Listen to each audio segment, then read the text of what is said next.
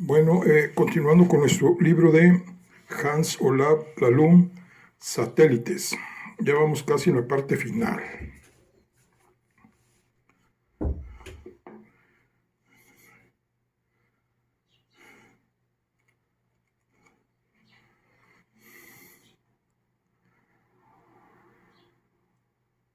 Capítulo 7. Pues ahí lo tienes. Has resuelto el misterio de quien disparó a Leonardo Chelderoux. La respuesta es que fue el propio Leonardo Chelderoux.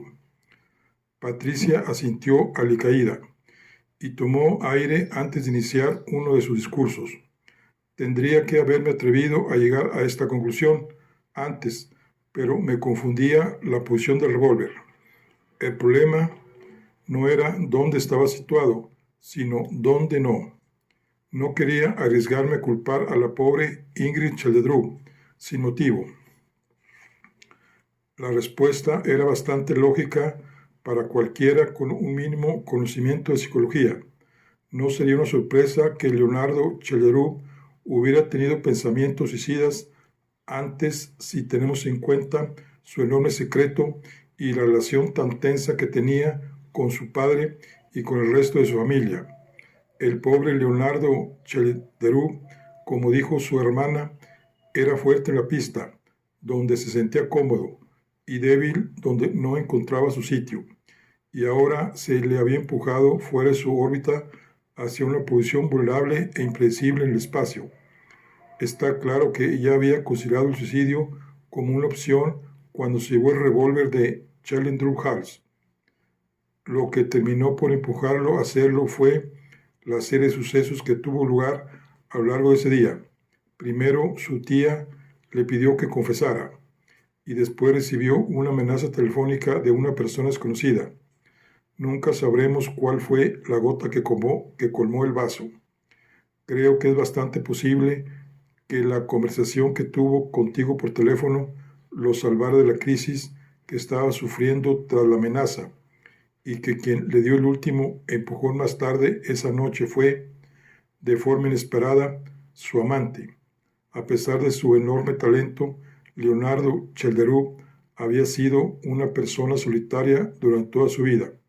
Después de tantos años, había encontrado por fin el amor.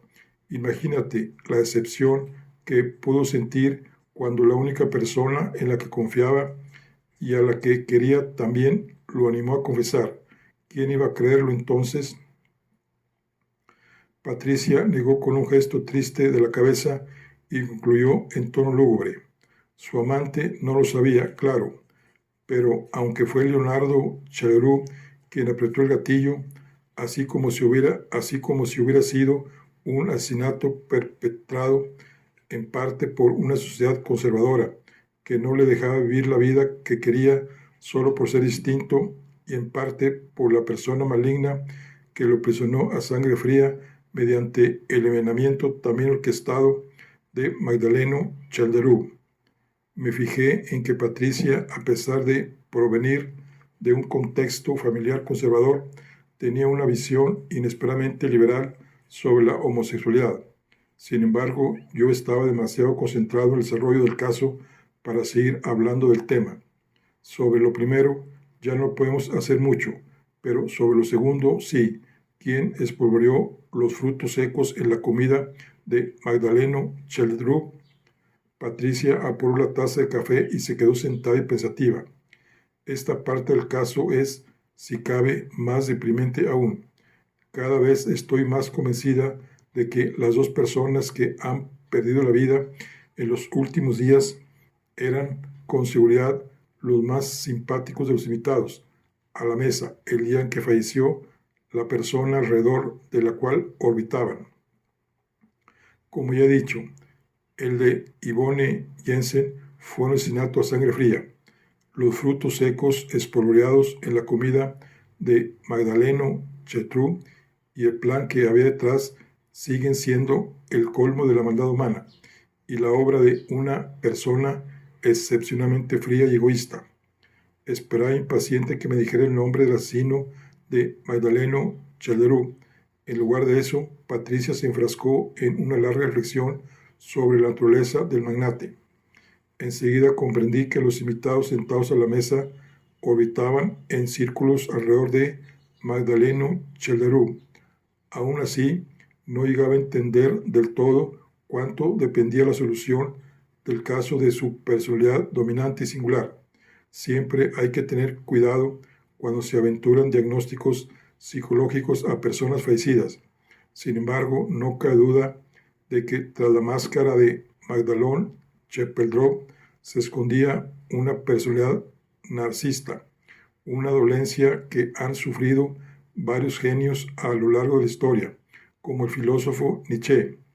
Se reconocen en parte por un ego exagerado que a menudo desata una también exagerada falta de consideración hacia otras personas, y en parte por una necesidad de control enfermiza. Para Magdalón Chelderó, la vida solo era una forma de autoafirmación que cada vez se confundía más con el juego y con el teatro, y ahí se encuentra la clave del misterio de su muerte. Tras esta introducción, Patricia se quedó en silencio. Comprendí que quería esperar un poco más antes de revelar el nombre de la persona que había acabado con la vida de Magdaleno Chelderú, así que le pregunté qué pistas había seguido. Fueron distintos factores, pero todos ellos apuntaban en la misma dirección. Lo más importante fueron las cartas. Una cuestión era por qué el asesino se había tomado la molestia de enviarlas a la policía. El segundo detalle que me llamó la atención es que fueran tan diferentes. Mientras que la primera carta era muy detallada, las dos que nos llegaron por correo y las que nos encontramos en el bolsillo de Yvonne Jensen eran más vagas. No contenían nada que demostrara un conocimiento de los últimos asesinatos. De hecho, si no fuera por la primera carta y por la similitud que guardaban con ella, las habríamos desechado porque habríamos considerado que eran obra de alguien que no está en sus cabales. A esto se añade la extraña circunstancia de que la primera carta se envió antes de la muerte de Magdaleno Chelderú, mientras que la segunda no se mandó hasta después del asesinato de su hijo. La miré escéptico. ¿Estás diciendo que la primera y la segunda carta las escribieron personas distintas? Patricia negó con la cabeza. He barajeado esa posibilidad, pero poco a poco me he ido inclinando por otra, por las obvias similitudes técnicas entre las cartas y por el hecho de que nadie había visto la primera carta.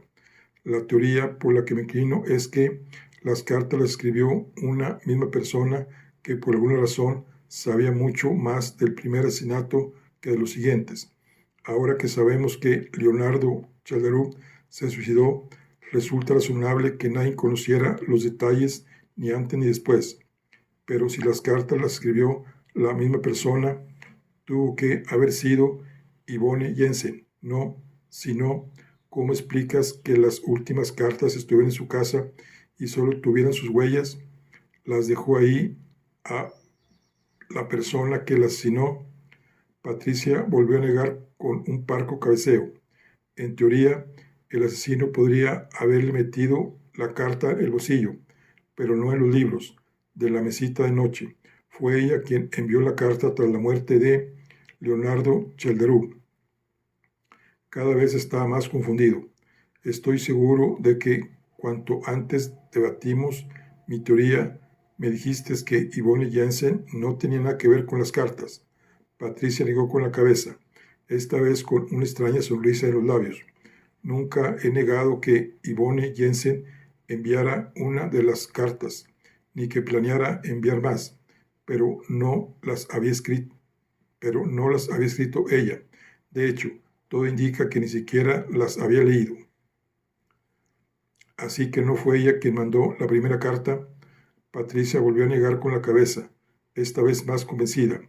De haber sabido lo de la primera carta, te habría informado de inmediato. La muerte de Magdaleno Chelderú fue un trauma para su amante, y lo más seguro es que no supiera que el testamento le iba a favorecer. La primera carta la envió otra persona, pero fue la única. Y también fue él quien al día siguiente, siguiendo un malvado y sofisticado plan, espolvoreó frutos secos en la comida de Magdaleno Chelderú. Patricia hizo una pausa dramática y apuró una nueva taza de café. La expresión de su cara era más lúgubre que nunca. Tuve que animarla a seguir. Así que lo que estás diciendo es que el asesino es un hombre que escribió todas las cartas, pero solo envió la primera, y que la siguiente la envió Yvonne Jensen sin saber de qué se trataba. ¿Es eso? Patricia sintió y exhaló un suspiro. Cogió el libro ruso de ajedrez de la pila y lo apoyó en la mesa. Para analizar una partida de ajedrez compleja hay que intentar contar con los distintos movimientos que pueden darse en el futuro. Imaginarse cómo reaccionarán las piezas a las distintas jugadas. Puede resultar muy difícil, sobre todo si las jugadas no son evidentes. El hombre que envió la primera carta y que le dio el resto a Yvonne Jensen se encontraba en una situación parecida. Hasta cierto punto podía imaginarse distintas maneras en las que puede desarrollarse el juego, pero no podía saber con seguridad lo que ocurriría después del primer asesinato. Por naturaleza, las personas somos más complejas que las fichas de ajedrez, así que las variantes del juego serían mucho más impredecibles. Por eso las cartas eran cada vez más vagas, y por eso Yvonne Jensen recibió varias, que debería enviar según qué persona perdiera la vida. Había varias posibilidades, así que Yvonne Jensen era mujer sencilla y obediente. Marcó los sobres para recordar que cada carta tendría que enviar en qué circunstancias. Así que el hombre que le dio las cartas es el mismo que espolvoreó los frutos secos en la comida de Magdaleno Chelderó. Patricia sintió con la cabeza. Era el único que podía haberla convencido para que enviara las cartas, y ella era la única persona a quien podía confiar esa tarea. Y ese hombre era tal vez el verdadero padre de su hijo, aún por nacer. Patricia sonrió con picardía. Sin duda alguna. Me devané los sesos. Los candidatos restantes solo eran Federico Chelderú, Peter Johannes, Wendelove y Hans Gelobsen. Tal vez también el difunto Leonardo Chelderú. Uno de ellos había de tener una relación con Yvonne Jensen, pero aún no había conseguido adivinar cuál. El hombre que espolvoreó los frutos secos sabía que Magdaleno Chelderú padecía el corazón. Patricia me miró estupefacta. Por supuesto, es evidente. Pero ¿por qué escribió todas esas cartas de antemano y se las dio a Yvonne Jensen? ¿Por qué no esperó a ver cómo se desarrollaban las cosas para enviarlas él mismo? Con esa pregunta me había dejado en evidencia. Patricia me miró con cierto paternalismo, como se mira a un niño que no entiende nada, por una sencilla razón, porque para entonces ya estaría muerto. La realidad me sacudió en cuanto Patricia pronunció esas palabras, con fuerza. Era una verdad macabra. Así que el hombre que planeó todo esto mandó la carta, pinchó los neumáticos, puso la cinta con el sonido de la alarma de incendios y espolvoreó los frutos secos con precisión en el plato de Magdaleno Chelderú. Patricia sintió, Magdaleno Chelderú. Nos quedamos unos segundos en silencio.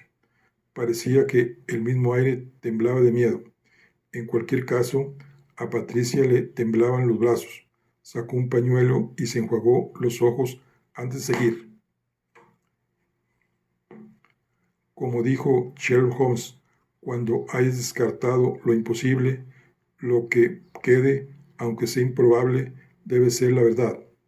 Esto en realidad no era tan improbable si tenemos en cuenta el carácter egoísta y peculiar de Magdaleno Chelderú. Dedicó toda la vida a la autoafirmación y a acaparar la atención de los demás. Solo se quería a sí mismo, y su familia y sus amigos le importaban más bien poco. Es más, deseaba acabar con la vida de algunos de ellos, pero no quería enfrentarse a las consecuencias. Sentía una necesidad enfermiza por controlar a los demás y ejercer su poder sobre ellos. Sus secretos y sus fechorías del pasado habían empezado a echarlo de nuevo.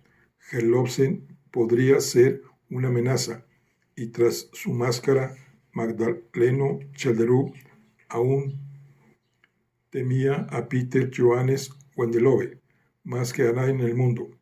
El peligro de que lo descubrieran iba en aumento, desde que supo que sus dolencias cardíacas no le permitirían vivir mucho más. La idea del suicidio le rondaba cada vez más por la mente. El desmayo en la consulta del médico lo había comisionado y no quería arriesgarse a sufrir un ataque más fuerte en medio de la calle o durante una de sus cenas. Magdaleno Chelderú se estaba volviendo obsesivo y tenía miedo a decir algo que pudiera delatarlo. Yo no tenía nada que añadir, así que me limité a sentir con la esperanza de que Patricia prosiguiera. Pero Magdaleno Chelderú no quería ser víctima de la deshonra que implica un suicidio. Le enajenaba mucho más ser víctima de asesinato, tanto si quedaba sin resolver como si se acusaba a alguien de haberlo cometido. Planeó su suicidio, lo disfrazó de asesinato y se aseguró de que a la vez desencadenara el asesinato de algunas de las personas de su círculo a las que detestaba. Magdaleno Chelderú quería tener una muerte triunfal y ejercer su poder sobre la vida y la muerte de quienes lo rodeaban, incluso después de haber abandonado este mundo. Sobre todo quería engañar a todo el mundo, incluso a la policía, como ya hizo durante la guerra. Esa fue su última jugada, su última gran actuación. El sábado por fin estuvo listo para ponerlo todo en marcha. Tras pinchar las ruedas de su propio coche, empezó la función de llamó por teléfono. Al día siguiente prosiguió como estaba planeado. Primero puso la cinta y después, cuando se desató el caos, espolvoreó los frutos secos en la comida. Patricia se detuvo y me miró y prosiguió. Necesitaba un ayudante para continuar con su plan y, por supuesto, eligió a su fiel y leal secretaria, Yvonne Jensen, la única persona que de verdad lo quería. Ella siguió orbitando alrededor de él aún después de muerto y envió la carta que él le había pedido que enviara. Podemos suponer que él le dijo que las cartas podían ser vitales para la investigación policial en caso de que hubiera más asesinatos. Ella nunca entendió la situación de peligro en la que la había puesto su difunto amante, pero al cabo de un tiempo descubrió que había algo que no encajaba y te llamó para contarte lo de las cartas. Por desgracia, y como de costumbre, fue demasiado lenta y te llamó unos minutos demasiado tarde para poder salvar la vida. Acaba de recobrar el habla y sentí que el enfado y las preguntas se me hacían bola por dentro. O sea que llevo 5 días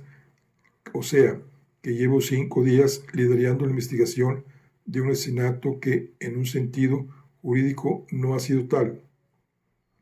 No me digas ahora que lo de Yvonne Jensen tampoco fue un asesinato y que la persona que perseguía anoche no es quien la asesinó. Patricia negó con un enérgico cabeceo. Claro que no. Es indiscutible que la muerte de Yvonne Jensen fue un asesinato. Esa noche perseguiste a un asesino, calculador y egoísta, una persona que, sin saber la verdad sobre la muerte de Magdaleno Chelderú, se lanzó sin escrúpulos a aprovechar el caos que vino después. Y aunque ya no tenemos que preocuparnos por la persona que espolvoreó los frutos secos en la comida de Magdaleno Chelderú, es posible que quien disparó a Yvonne Jensen actúe de nuevo. De hecho, hay razones de peso para pensar que esta noche planea actuar contra otro de los supervivientes.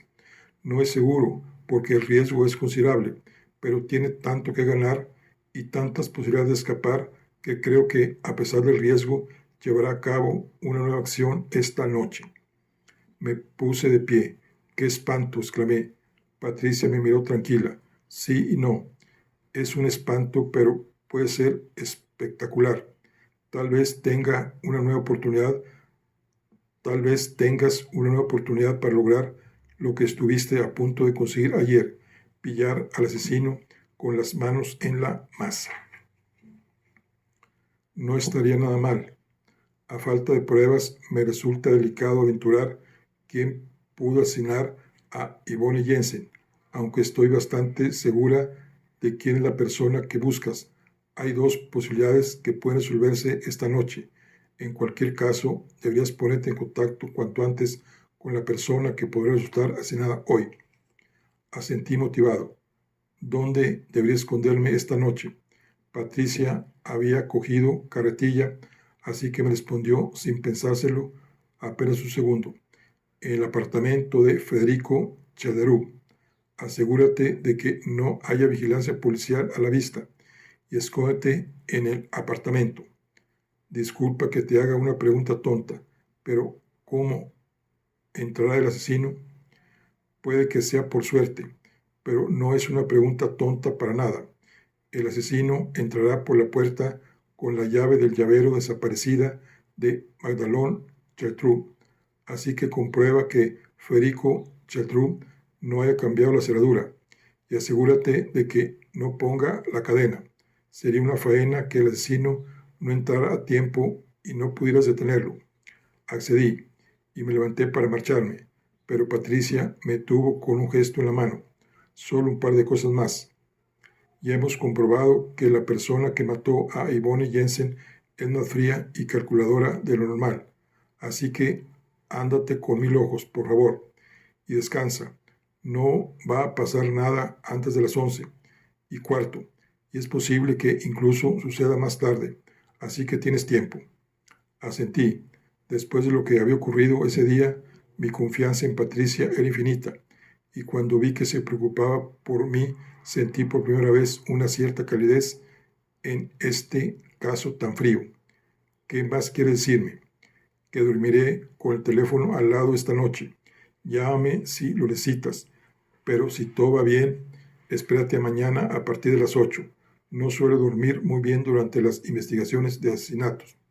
Le dije que lo entendía y le prometí que la llamaría para comunicarle el resultado de la expedición nocturna.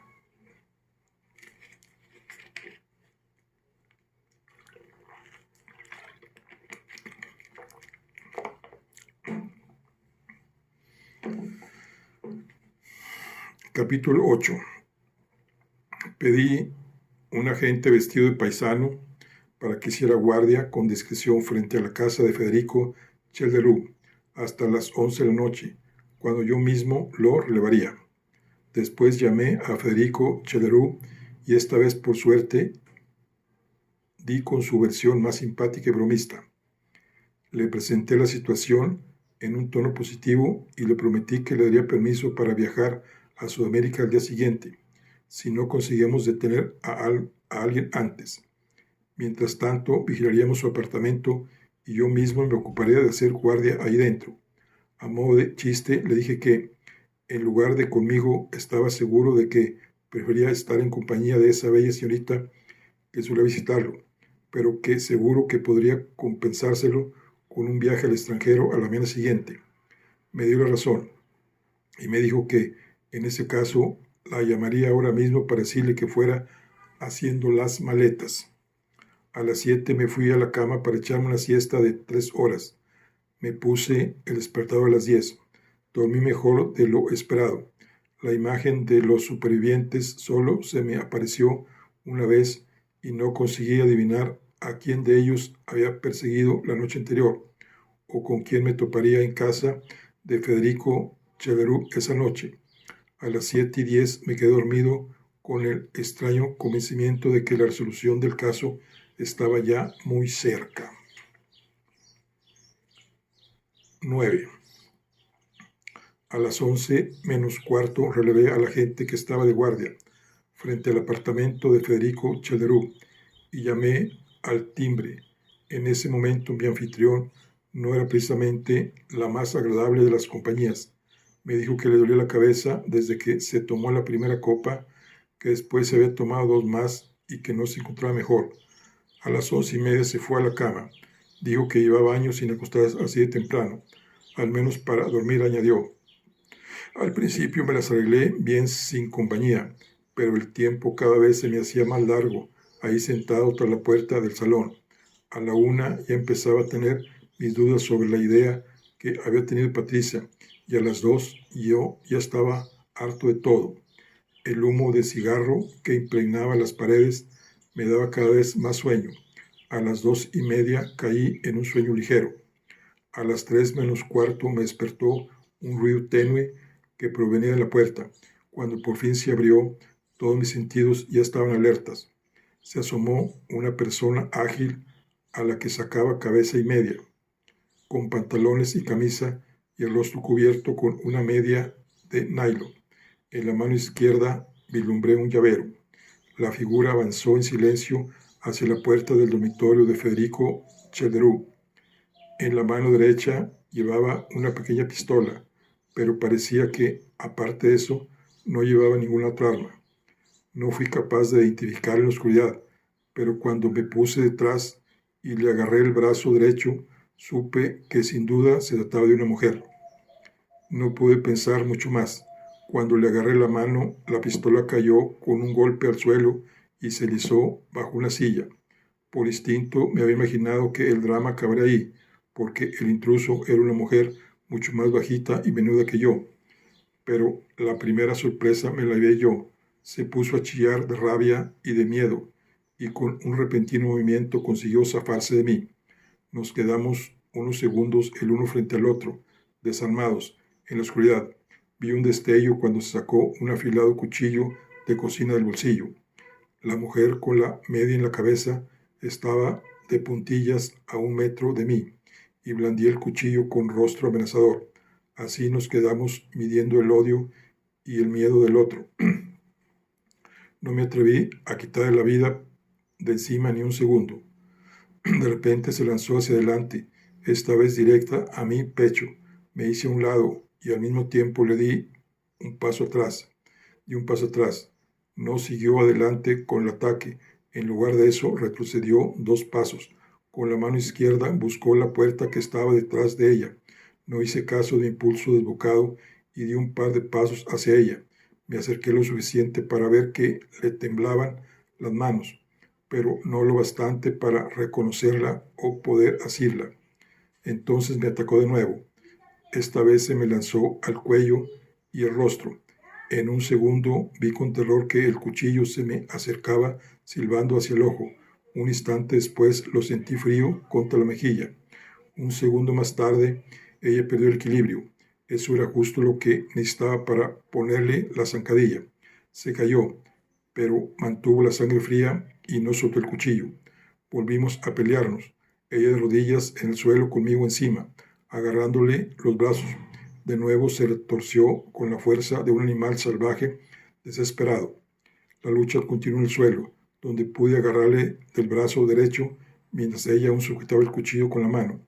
La mujer menuda que estaba en el suelo era más fuerte y enérgica de lo que nadie podía pensar al verla.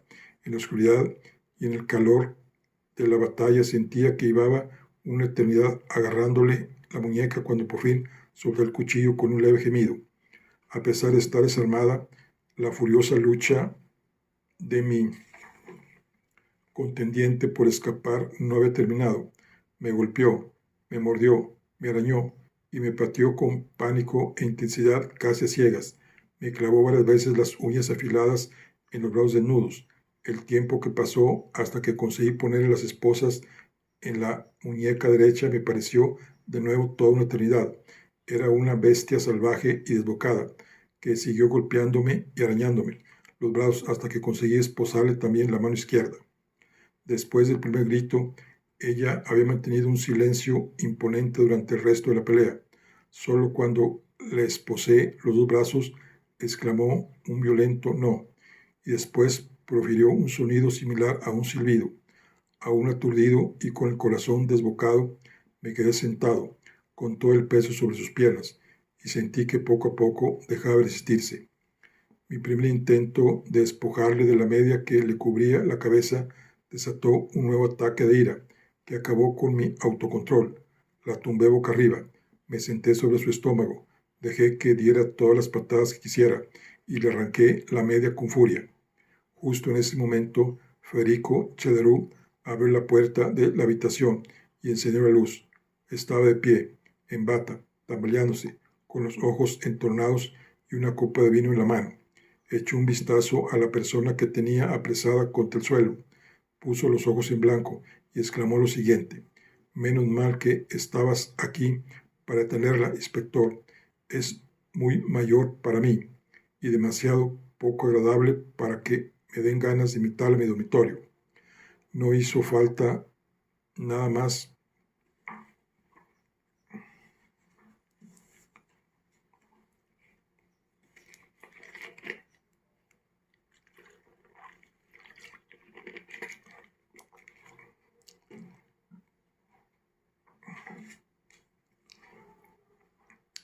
No hizo falta nada más para volver a desatar la ira de Sandra Cederú. Profirió una serie de impropios incomprensibles hacia su hijastro y se sacudió con tanta fuerza que temí que fuera a romper las esposas. Federico Cederú la miró con desagrado y sacó un rollo de hilo de nylon de un armario. «Que tengas una buena noche, a pesar de que la compañía femenina no sea la adecuada», me dijo. «A mí me ha pasado varias veces». Después de eso, Federico Cederú bostezó de una forma exagerada y se volvió a la cama sin añadir nada más. Federico Cederú seguía sin ganarse mi simpatía, pero tuve que añadir que tiene razón. Yo tampoco me habría llevado esa odiosa versión de Sandra Cederú que bufaba y resoplaba a la cama. Cuando le até las piernas con el hilo de nylon, pareció calmarse un poco. En el suelo encontré la pistola, el cuchillo de cocina y un voluminoso llavero.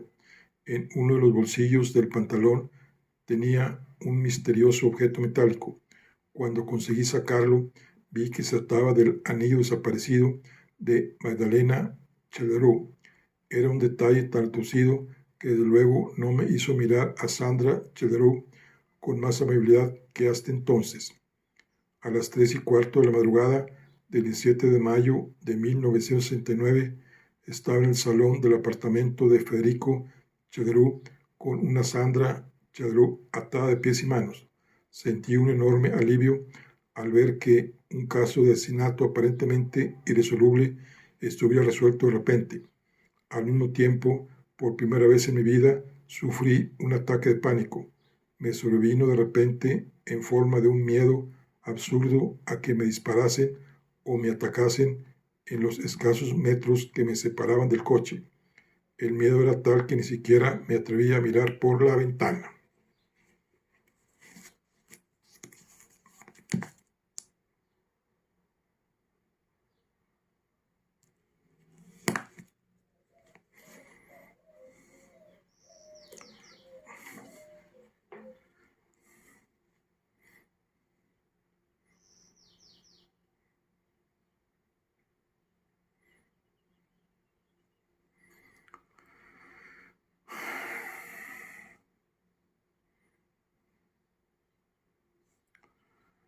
A las 3:15 de la madrugada del 17 de mayo de 1969, estaba en el salón del apartamento de Federico Cederú, con una Sandra Cederú atada de pies y manos. Sentí un enorme alivio al ver que un caso de asesinato aparentemente irresoluble estuviera resuelto de repente. Al mismo tiempo, por primera vez en mi vida, sufrí un ataque de pánico. Me sobrevino de repente en forma de un miedo absurdo a que me disparasen o me atacasen en los escasos metros que me separaban del coche. El miedo era tal que ni siquiera me atreví a mirar por la ventana. Tuve que convencerme de que era una sensación irracional y que ya me acabaría pasando. No tenía motivos para pensar que Sandra Cederú tuviera un cómplice esperándola en la oscuridad, pero al final llamé a la comisaría y pedí que me enviaran 2 agentes y un furgón. La aclaración oficial que les di fue que alguien tendría que quedarse vigilando mientras me llevaba a la detenida. Cuando por fin estaba de camino a la comisaría con Sandra Cederú, en la pared trasera del coche, tuve que reconocer que esta situación tan dramática ya me había pasado factura. Pasamos los primeros 5 minutos en un silencio lúgubre. De vez en cuando yo miraba hacia atrás para asegurarme de que no tramaba nada y pude comprobar que cada vez parecía más tranquila. Sí, confieso, aunque se me haya detenido por asesinato, se me rebajará. Sí, confieso, aunque se me haya detenido por asesinato, se me rebajará la pena, me preguntó, controlando la voz justo antes que divisáramos la comisaría. Le respondí que eso tendría que decidirlo un juez, pero que era posible. En ese caso, me confieso culpable del asesinato de Yvonne Jensen y del intento de asesinato de Federico Calderó, pero no sé quién disparó a Leonardo Calderó ni quién asesinó a Madaleno Calderó, dijo por fin. Sonreí en el retrovisor y le aseguré que ambos casos estaban ya claros. Mi pasajera mostró escaso interés por su marido y su hijastro. En lugar de eso se puso a hablar de su hija y de sus motivaciones. Mi pobre hija está dormida en la cama. Todo esto lo he hecho a sus espaldas, pero lo he hecho por ella y por su herencia. Es la única de los hijos de mi marido que podría continuar su trabajo. Todas las madres deberían poder luchar por sus hijos, dijo desde el asiento trasero. Apreté los dientes y no respondí. Detestaba a Sandra Chelderú y no quería seguir dándole conversación, pero su siguiente intento de disculpa hizo que me hirviera la sangre. Me arrepiento de lo que hice, pero fue por desesperación y caí casi en defensa propia. A Leonardo no lo maté, nunca lo habría hecho. No era ningún parásito y su madre aún vive.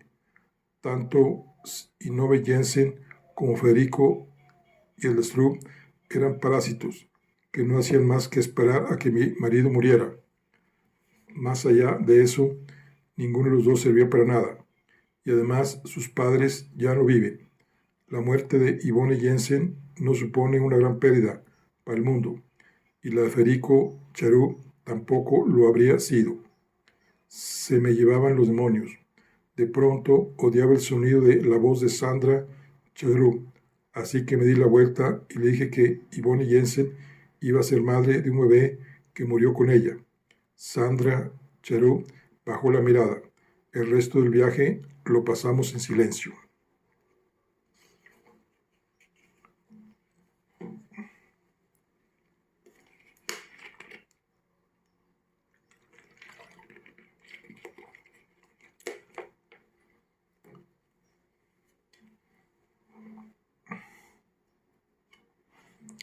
Día 8. Cuando cae el telón de acero. Capítulo 1. Detestaba a Sandra Chelderú más de lo que recordaba haber detestado nunca a una mujer. Aún así, era difícil no mostrarse impresionado por su fuerza de voluntad, en contraste con el comportamiento tan violento que había demostrado la noche anterior, y a pesar de sus lúgubres perspectivas de futuro, la mujer que confesó y declaró en la sala de interrogatorios de la comisaría central la mañana del 7 de mayo de 1969 estaba tranquila y concentrada. Se le ofreció la asistencia de un abogado, pero respondió que por el momento no lo veía necesario, así que se sentó ahí sola, conmigo y un abogado policial, y respondió con claridad y concisión a todas las preguntas que le planteé.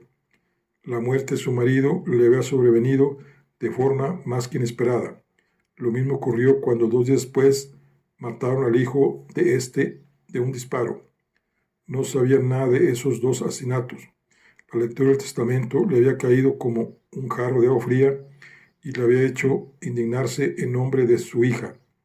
La situación la había llevado a tener ideas cada vez más descabelladas. La muerte de Leonardo Calderó se lo planteó como una oportunidad. La cifra de herederos había bajado a 2 y tenía motivos para creer que si se producían más asesinatos podrían asociarse al responsable de los dos primeros. Antes que nada, escondió el llavero de su difunto esposo y llamó para decir que había desaparecido. El anillo de Magdalena Cherub se lo había quedado para poder usarlo como maniobra de distracción, como había intentado hacer esa noche. Reconoció que había cogido el anillo antes de la muerte de Leonardo Cherub, después de la lectura del testamento, pero dijo que no lo había, pero dijo que se lo había quedado por si acaso, pero no tenía planes concretos. No me convencía demasiado, pero pasamos a hablar del asesinato de Yvonne Jensen.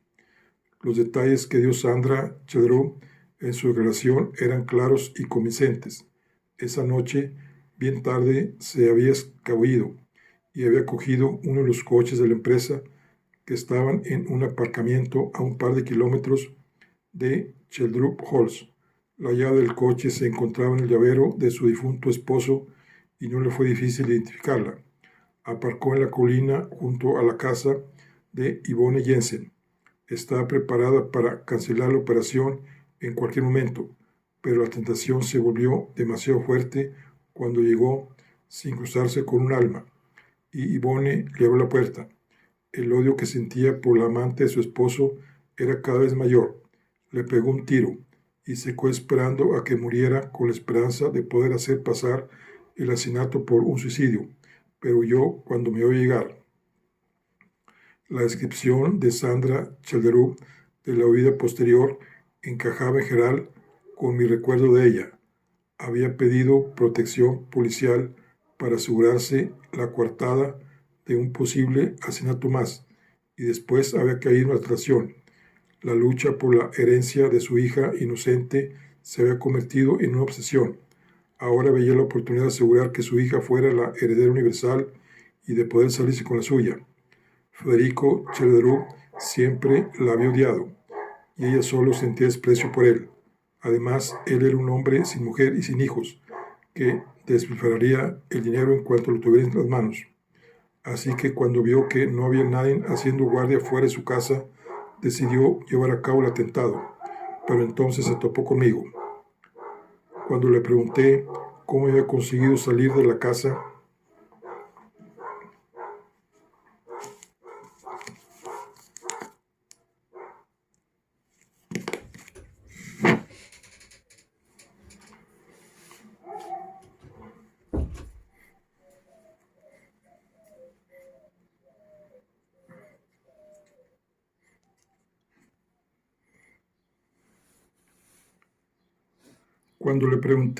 cómo había conseguido salir de la casa sin ser vista, me respondió que había un pasadizo oculto en la pared del sótano.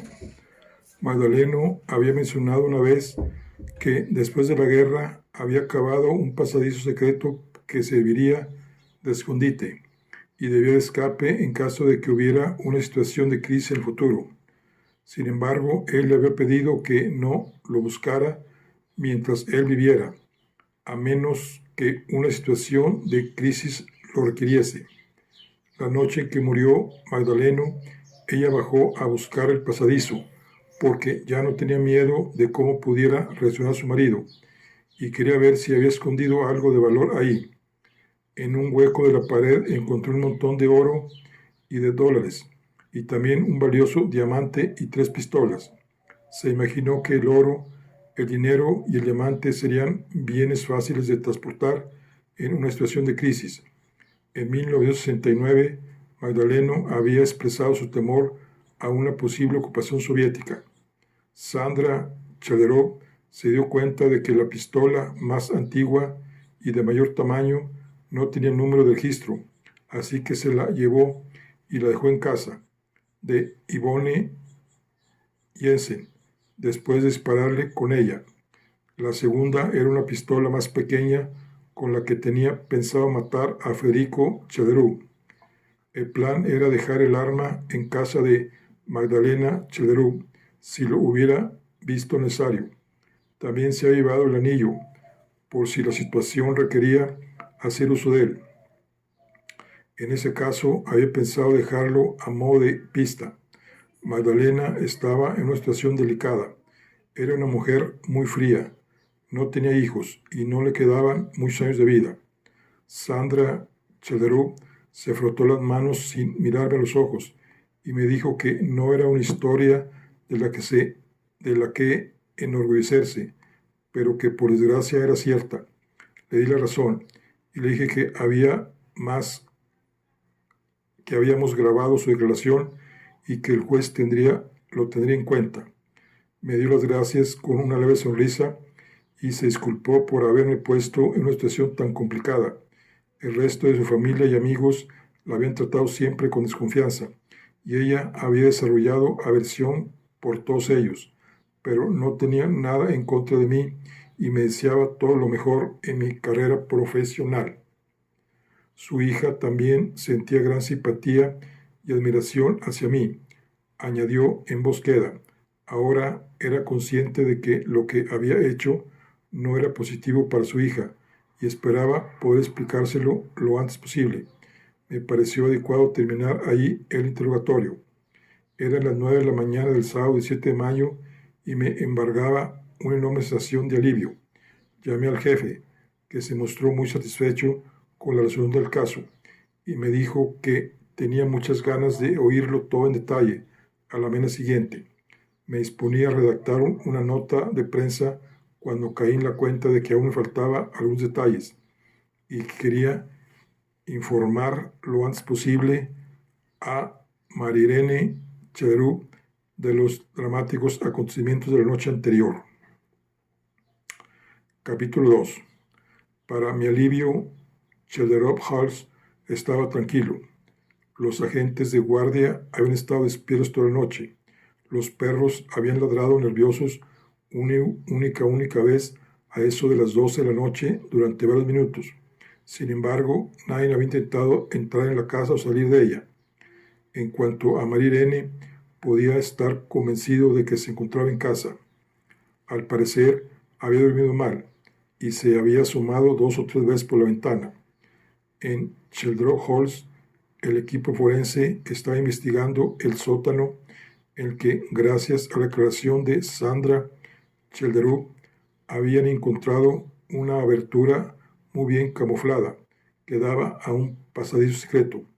Tras hallar el pasadizo del que hablaba Sandra Chelderú, me pasaron una lista de lo que ahí había, lo que encajaba muy bien con la declaración de la detenida. Marirene se había refugiado en su habitación. Estaba nervioso por ver cómo me recibiría esta vez, pero enseguida comprobé que no tenía nada que preocuparme. En cuanto se cerró la puerta tras nosotros, me dio un abrazo. Había dormido mal. Se había despertado varias veces a lo largo de la noche y se había puesto muy nerviosa cuando por la mañana temprano encontró la habitación vacía de su madre. La paz mental de la joven me impresionaba. Escuchó muy concentrado mi relato de los hechos de la noche anterior, incluido el forcejeo con su madre. Me tocó la fibra cuando me dijo, no te hiciste daño, ¿verdad? Y me pidió que no pensara nada malo de ella, aunque su madre hubiera hecho cosas horribles. Me sentí cada vez más aliviado y le aseguré que no se podía culpar a los hijos de lo que hacían los padres. Le transmití que su madre había dicho que quería hablar con ella lo antes posible. Marilene respondió con frialdad que algún día visitaría a su madre en la cárcel, pero que ese día aún tardaría en llegar. Por otra parte, esperaba que yo fuera tan amable de hacerle una visita cuando acabara la investigación. Necesito más que nunca a alguien con quien hablar y en quien poder apoyarme, me dijo con tristeza, y esta vez te prometo que mi madre no nos molestará, añadió con una sonrisita. Le di un abrazo casto y salí de Chelderop Hall bastante satisfecho. Me di cuenta de que nunca había tenido un mejor motivo para celebrar el Día de la Constitución. Ya en el coche, el camino de vuelta a la comisaría, me di cuenta de que no había llamado a Patricia después de la detención de Sandra Chelderú. Capítulo 3.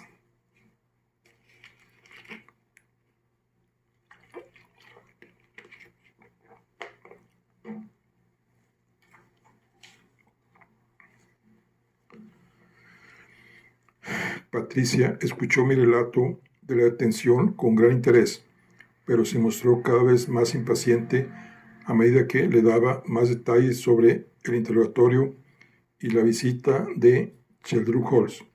Cuando por fin le pregunté si pensaba que debía preguntarle algo más a Sandra Sheldon, me respondió de inmediato y con severidad: pues claro que sí. La sencilla pero importante pregunta de las clásicas novelas de Simenon: ¿de qué color era el vestido de la mujer que afirmaba haber asesinado? Debí de quedarme anonadado. El caso es que Patricia perdió la paciencia. Pregúntaselo a esa detenida tan colaboradora y llámame en cuanto te responda, me dijo Patricia y me colgó de golpe. La llamé 10 minutos más tarde. Me respondió después del primer tono. Aún parecía molesta. Me dijo que llevaba un vestido azul, y así era. Además, me describió tanto el salón como el sofá en el que estaba Yvonne cuando murió. A mí, desde luego, me convence. Esperaba y creía que Patricia se calmaría, pero en lugar de eso, se enfadó más. Primero exhaló un hondo suspiro y después exclamó, un alto y claro: no me jodas. ¿Qué pasa?, inquirí. Después le pregunté preocupado si esto cuestionaba nuestro entendimiento de las muertes de Leonardo y Magdaleno Chaderov. La voz del otro lado del auricular no pareció animarse.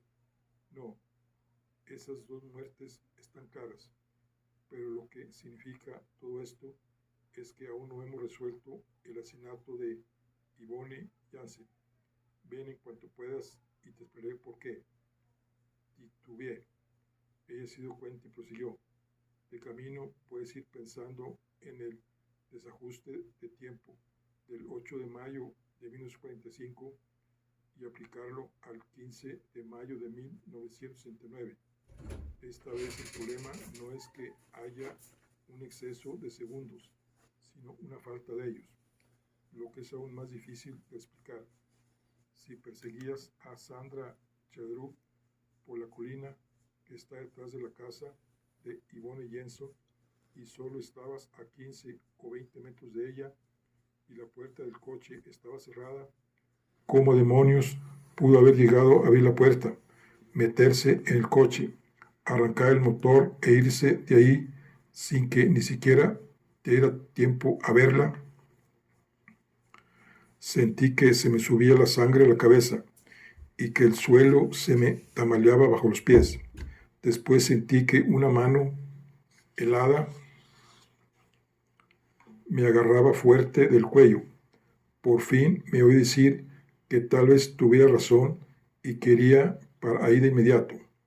Patricia respondió muy bien y después colgó de golpe. El tono de su voz contradecía el significado de sus palabras. Capítulo 4.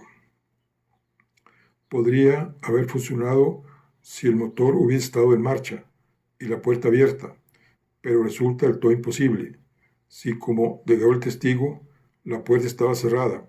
Es decir, que Sandra Charub miente. Tenía que haber dos personas en la oscuridad de esa noche. Una cometió el asesinato y la perseguiste. La otra se quedó en el coche, abrió la puerta y arrancó el motor en cuanto oyó el sonido de los pasos que se acercaba. Y solo hay una persona que pueda haber estado con Sandra Charub y por lo que ella está dispuesta a cumplir condena para encubrirla. Era un razonamiento clarísimo, a prueba de idiotas. Lo comprendí mejor tarde que nunca, de camino a la biblioteca de Patricia.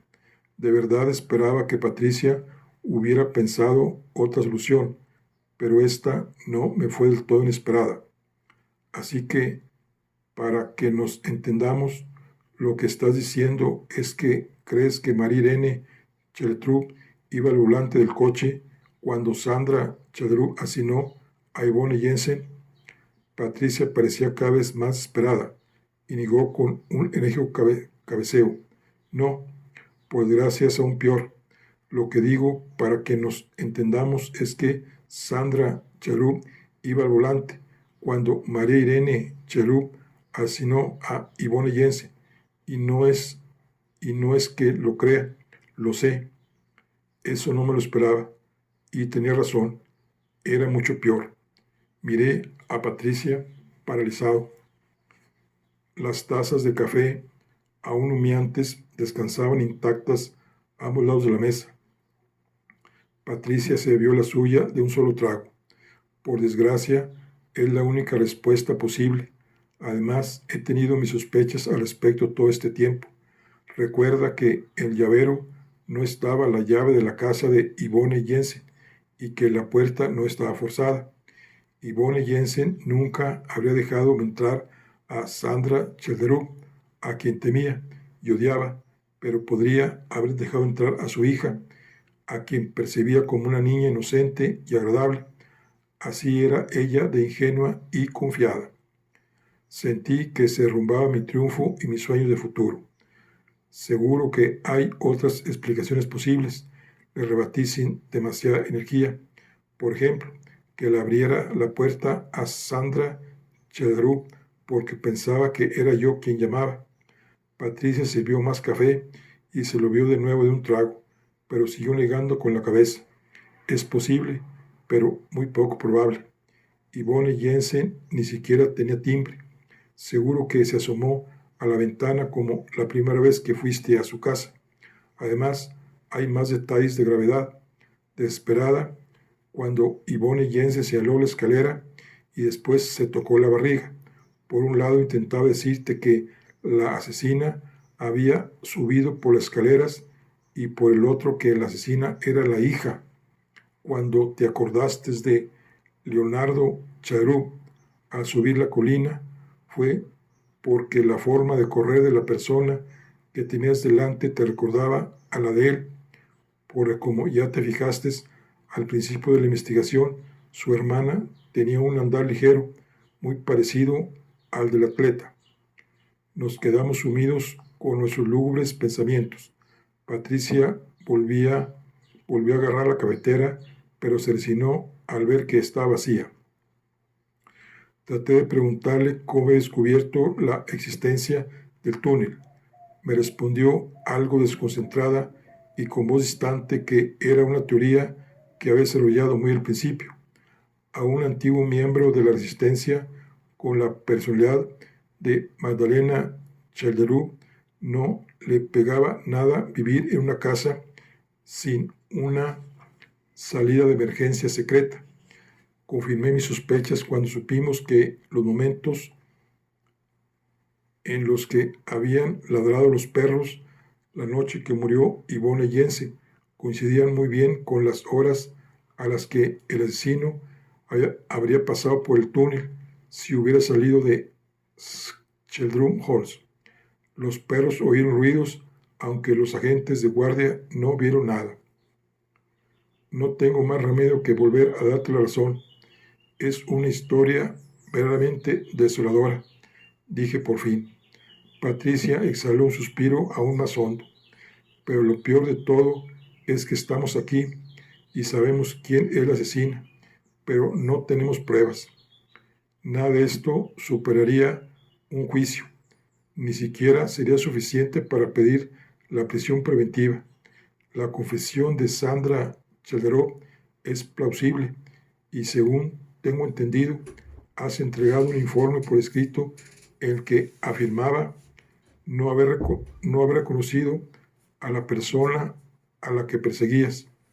Lo del tiempo necesario para abrir la puerta del coche es tu palabra contra la suya, y cualquier abogado protestaría si se presentara como prueba que Yvonne Jensen no había tocado la barriga. Podría considerarse una prueba con una mujer embarazada, moribunda, de tocarse la barriga de forma instintiva. Patricia cogió mi taza de café y se la dio un trago. Después se reclinó sin fuerza en el asiento. Oí que me temblaba la voz cuando intenté resumirlo todo. En eso también tiene razón. Sabemos quién es la asesina en realidad, pero a menos que encontremos pruebas físicas, no tendremos más remedio que dejarla escapar con una enorme herencia. Patricia sintió con un cabeceo casi imperceptible. A pesar de la ingesta masiva de cafeína, estaba sentada como una muerta en la silla de ruedas. Los ojos eran la única parte de su rostro que aún transmitía vida. Y se librará a pesar de su ímprobo esfuerzo. La verdad es que nunca había visto nada parecido. Asentí.